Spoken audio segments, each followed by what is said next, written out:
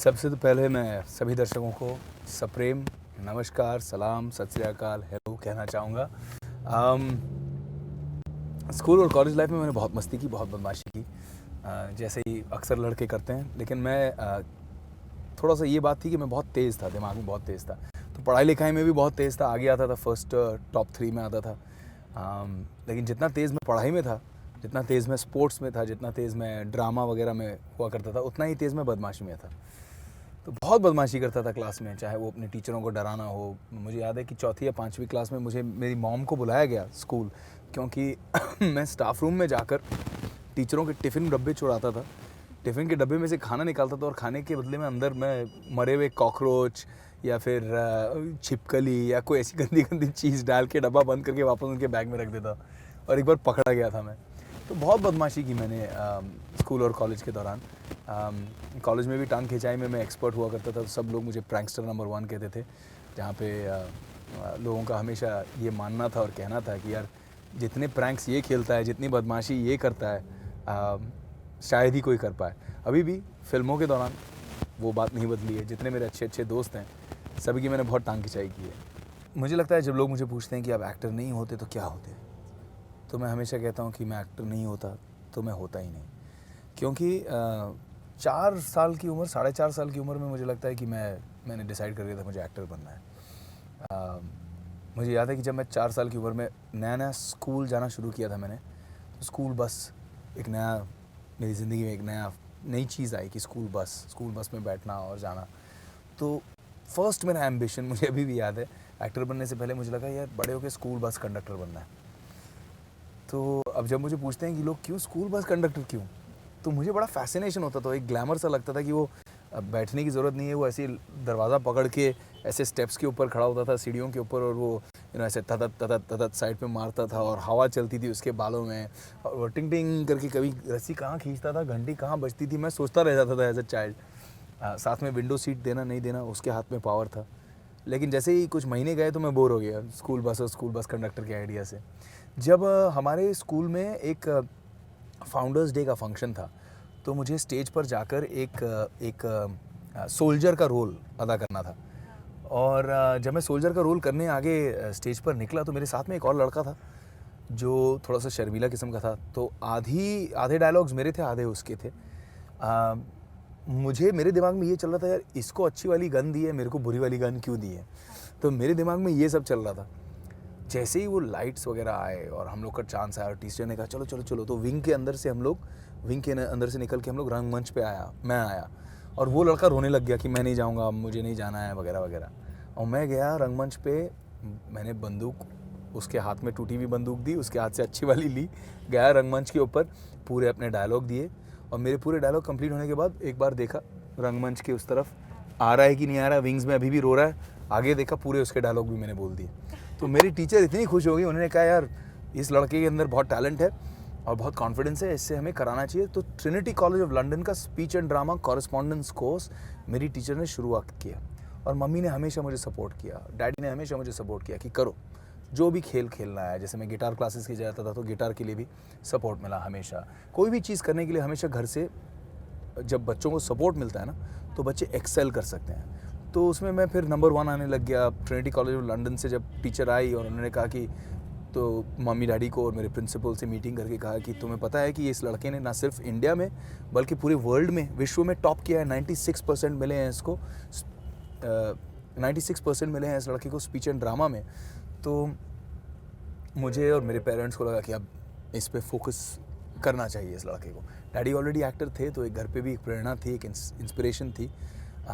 फिर मैंने वहाँ से शुरू किया कि एकांकिका करना, प्लेज़ करना, और मैं हमेशा भूखा रहता था। एक एक्टर ना हमेशा इस बात के लिए भूखा रहता है कि कोई मुझे देखे, कोई मेरा परफॉर्मेंस देखे और मेरी परफॉर्मेंस के बारे में कोई चर्चा करे, चाहे उसे कोई क्रिटिसाइज़ करे या कोई अच्छी बात कहे, कॉम्प्लीमेंट मिले, अप्रिसिएशन मिले।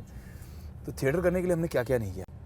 एक ग्रुप होता था हमारा एक्टरों का, हम सब बेचारे गरीब एक्टर, एक जीन्स, एक चप्पल और क्या है, खादी कुर्ता पहनकर कमर में एक चुन्नी कस के जाया करते थे। और जितने सोशल मैसेजेस होते हैं, सोशल मैसेजेस के हम लोग प्लेस धूप में, गर्मी में, मुझे याद है ट्रेन स्टेशन के ऊपर किया करते थे और कॉलेज के गेट के बाहर करते थे। पृथ्वी थिएटर जैसे थिएटर था, तो एकांकिका जब 2 एक्ट प्ले होती थी, जब पहला अंक ख़त्म होता था एक प्ले का, उसके बाद लोग बाहर आते थे चाय वगैरह पीने के लिए, 15-20 मिनट के लिए ब्रेक होता था। उस ब्रेक में मैं जाके परफॉर्म करता था बाहर सीढ़ियों के पास में, कि कोई तो थिएटर वाला होगा जो मुझे देखेगा और मुझे लेगा। और ऐसा होना शुरू हुआ। फिर मुझे लोगों ने प्रोफेशनल प्लेज में लिया, फिर मैंने बड़े बड़े लोगों के साथ, बड़े बड़े नामों के साथ काम किया। फिर यहाँ से मुझे एक मौका मिला एक इंटरनेशनल एड कैंपेन करने के लिए। मेरे लंबे लंबे बाल थे, मॉडल सा दिखता था, तो मुझे किसी ने शनेल जो इंटरनेशनल परफ्यूम कंपनी है, न्यूयॉर्क लॉटो, इन सब के एड्स मिले। तो मैं यहाँ से विदेश गया और न्यूयॉर्क में मैंने फिर पोस्ट ग्रेजुएशन किया फिल्म में न्यूयॉर्क यूनिवर्सिटी से। वापस आके फिर खूब स्ट्रगल की। मुझे याद है मेरे पापा ने मुझसे कहा था कि अब्बास मुस्तान हैं, आपके लिए एक कहानी लिख रहे हैं हम और पापा प्रोड्यूस करेंगे। लेकिन कुछ वो बात मुझे अंदर से मतलब ऐसा लगता था कि यार पता नहीं, डैड जो हैं इतने बड़े फैमिली के थे, इतने बड़े जाने पहचाने फैमिली के, हैदराबाद से आए थे, लेकिन उन्होंने खुद अपने बलबूते पे, अपने टैलेंट पे कुछ बनाया। तो मुझे भी एक चाह थी कि मैं अपने टैलेंट पर बनाऊं, और मैंने मतलब बेसिक काम बहुत किया, स्ट्रगल बहुत किया था। तो मैंने पापा से एक बार याद है मुझे, डैड के पास में गया और मैंने कहा डैड, जैसे आपने बनाया अपने आप को, आप मेरे हीरो हो, आप मेरे आदर्श हो, आप मेरे इंस्पिरेशन हो, मुझे भी आपकी तरह काम करना है। तो उन्होंने कहा बेटा आसान नहीं है, बहुत स्ट्रगल करना पड़ेगा, बहुत रिजेक्शन लेना पड़ेगा। तो मैंने कहा मैं तैयार हूँ, सोच ले, बहुत बड़ा डिसीजन है। मैंने कहा नहीं, मैं तैयार हूँ। और उन्होंने प्रोजेक्ट बंद किया, बोला अब तेरे ऊपर है, जा। और मैंने वहाँ से स्ट्रगल शुरू की। चाहे वो फराह खान का मैं असिस्टेंट था, पहला जॉब मुझे मिलता था कि चाय लेके आना, सब डांसरों को चाय पिलाना। चाहे वो ऑफिस में 8-8 घंटे, 9-9 घंटे खटखटा के स्ट्रगल मारना, लोगों को अपने फ़ोटोज़ दिखाना। फिर एक चांस मिला मुझे राम गोपाल वर्मा साहब के साथ, और वो फिल्म बना रहे थे कंपनी, जिसमें अभिषेक बच्चन को लेना चाह रहे थे, लेकिन अभिषेक बच्चन को कहानी पसंद नहीं आई। तो चांस मिला कि एक नए लड़के को किसी को लिया जाए। और ऐसे समय पर जब वो ऑडिशंस कर रहे थे, मैं उनसे मिला। उन्होंने कहा नहीं, तुम बहुत स्वीट तुम्हारा फेस है, तुम बहुत एक रोमांटिक हीरो किस्म के टाइप के लगते हो, तुम बाहर से पढ़ लिख के आए हो, कहाँ तुम ये रोल कर पाओगे। तो मैंने कहा सर एक चांस दे दीजिए, 10 दिन का टाइम दे दीजिए आप, मैं वापस आता हूँ आपके पास। भूल गए। 10 दिन मैं गया, हमारे यहाँ एक बस्ती है, तो बस्ती के अंदर जाकर झोपड़पट्टी में, वहाँ पे मैंने रहा। झोपड़पट्टी में जिसको भाड़ा दे के रहते हैं, वैसे भाड़ा दे के मैं रहा। ज़मीन पे सोया करता था। रात को इतने बड़े बड़े चूहे आते थे, मैं सोचता था ये बिल्ली है कि चूहा है, क्या है। ड्रम के अंदर से पानी निकाल के नहाना पड़ता था। पानी मैं पीता ही नहीं था झोपड़पट्टी में, पानी इतना गंदा होता था, मैं हमेशा उबली हुई चाय पीता था। तो ये सब करते करते मैंने एक अपने स्ट्रगलर दोस्त था मेरा, फोटोग्राफर बनने के लिए स्ट्रगल कर रहा था, मैंने उसको बुलाया, मतलब तू फ़ोटोज़ लेते जा बस। तो मैंने a day in the life of Chandu Nagare जैसा एक सीरीज़ बनाया। 10 दिन के बाद थोड़ी सी दाढ़ी वाड़ी बढ़ाकर, बाल वाल गंदे करके, यूँ मिट्टी लेता था, मिट्टी लिया, तेल लिया, बालों में मिट्टी और तेल डाली, गंदे पुराने कपड़े लिए, पुराने ऐसे चप्पल वप्पल लिए, मुंह में बीड़ी डाली और बीड़ी फूंकते हुए हाथ में सब फ़ोटोज़ मेरे ऐसे एक हाथ में, और मैं गया उनके ऑफिस रामू जी के। तो पहले ही जब मुझे चौकीदार ने रोक दिया तो मैंने बोला चलो यस, मतलब थोड़ा सा बिलीवेबल लग रहा है। फिर ऊपर से आदेश आया कि हाँ भेज दो ऊपर लड़के को। तो मैं गया, दरवाजे के बाहर खड़ा हुआ, मैं ऊपर वाले को याद किया, मैं बोला बस ये है बॉस, या इस पार या उस पार। तो मैंने फुल कैरेक्टर में आके चंदू नागरे की तरह एटीट्यूड से दरवाजे को लात मारा, अंदर बीड़ी फूंकता हुआ गया, जाके सामने की कुर्सी पर बैठ के पैर दोनों ऐसे क्रॉस मार के उनके टेबल के ऊपर पैर रखे, और हाथ में ऐसा एक, मेरे जितने फ़ोटोज़ थे पूरे, रामू जी ऐसे देख रहे हैं मुझे कि क्या कर रहा है आदमी, पागल हो गया। और मैं फूंकते जा रहा हूँ बीड़ी, और उनको आँख में आँख डाल के देख रहा था और कहता है थोपड़ा क्या देखता है, ये ले फ़ोटो देख करके। फ़ोटोज़ मैंने ऐसे फेंके उनकी टेबल के ऊपर। अंदर से तो दिल धक धक धक धक धक करा था, लेकिन मैं कहा यार ये कैरेक्टर छोड़ूंगा नहीं मैं। और पीता गया, फूंकता गया, फिर वो फ़ोटो देखते गए, फिर धीरे धीरे उनके चेहरे पे एक मुस्कुराहट आई, और उन्होंने मुझे कहा कि आज तक मेरे करियर में, मेरी ज़िंदगी में मैंने ऐसा ऑडिशन नहीं देखा। ताली मारा और उन्होंने कहा कि तुम मेरी पिक्चर कंपनी करोगे। फिर मैंने उनको बताया कि मैं किनका बेटा हूँ, मैं सुरेश ओबेरॉय साहब का बेटा हूँ। तो और सरप्राइज़ हो गया, अरे पहले क्यों नहीं कहा। मैं चाहता था कि आप मुझे मेरे बलबूते पर लें, मेरे टैलेंट के ऊपर लें। फिर मेरे साथ गए मेरे घर, सर मैं आपके बेटे को साइन करने आया हूँ, आपको बताना चाहता हूँ। अब साइन करने के लिए पैसों की ज़रूरत होती है, पैसे उनके पास थे नहीं, वो तो बटवा वटवा बिना घूमते हैं रामू जी। तो उन्होंने मेरे फादर से कहा कि आपका बटवा दिखाइए। तो मेरे डैड ने बटवा दिया, मेरे बटवे से 10 रुपये निकाले, डैड के बटवे में से मेरे हाथ में पकड़ा, ये तुम्हारा साइनिंग अमाउंट। आज तक वो 10 रुपये मैंने संभाल के रखे हैं फ्रेम करके। तो तो ये कहानी थी, यहाँ से मैंने एक्टिंग की शुरुआत की और एक्टर बना। मुझे लगा कि जो मेरे आदर्श हैं, जो मेरे उसूल हैं, मैं उनके हिसाब से चलना चाह रहा था। मैं चाहता था कि लोग मुझे इसीलिए ब्रेक ना दें क्योंकि मेरा सरनेम ओबरॉय है और मैं सुरेश ओबरॉय साहब का बेटा हूँ। लोग मुझे इसीलिए ब्रेक दें कि ये लड़का टैलेंटेड है, मेहनत करता है, और ये मेरा उसूल था। और मैं आज खुश हूँ कि आज मैंने जो भी किया है माता पिता के आशीर्वाद से किया है, लेकिन किसी का सहारा नहीं लिया मैंने। किसी ने मेरे लिए लॉन्च पैड नहीं बनाया, किसी ने मेरे लिए 10-15 फ्लॉप के बावजूद फिल्में प्रोड्यूस नहीं की। मैंने खुद अपने आप अपनी जंग लड़ी है, अपने आप कायम किया है। हाँ, माता पिता का सपोर्ट, उनका आशीर्वाद, उसके बिना तो आदमी कहीं नहीं जा सकता।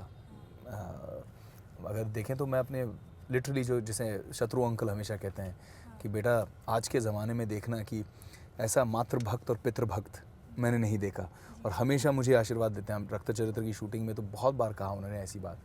तो मैं मानता हूँ कि माता पिता के आशीर्वाद के बिना आदमी कहीं नहीं जा सकता। वो पल मुझे हमेशा याद रहेगा। पहले फिल्म फेयर में मुझे 3 नॉमिनेशंस मिले थे। ये पहली बार ऐसा हुआ था, रिकॉर्ड हुआ था कि एक डेब्यू पे एक आदमी को, एक लड़के को best debut, best supporting actor and best actor, 3 category में नॉमिनेशंस मिल रहे हैं, और 3 में से 2 जीतना पहले फिल्म फेयर में, ये भी एक रिकॉर्ड था। तो मेरे लिए बहुत बड़ी बात थी। और मैंने पहले साल में इतने 17-18 अवार्ड जीते। तो मेरे लिए एक बहुत अहम साल रहा 2003, जिसमें 2002 के अवार्ड्स मैंने जीते। और मुझे एक चीज़ हमेशा याद रहेगी, जब मैंने पहला अवार्ड जीत के जब मेरा नाम अनाउंस हुआ तो मैं पापा मम्मी सबके साथ में बैठा हुआ था, और जैसे मैंने मम्मी को गले लगाया, पैर छुए, पापा को पैर छू के उठा, देखा तो पापा की आंखों में आंसू थे। तो वो जो है ना, वो मेरे लिए किसी भी अवार्ड से बड़ी थी कि गर्व के आंसू मेरे पिताजी के चेहरे पे, मेरे पिताजी की आंखों में, मेरे लिए बहुत बड़ी बात थी वो।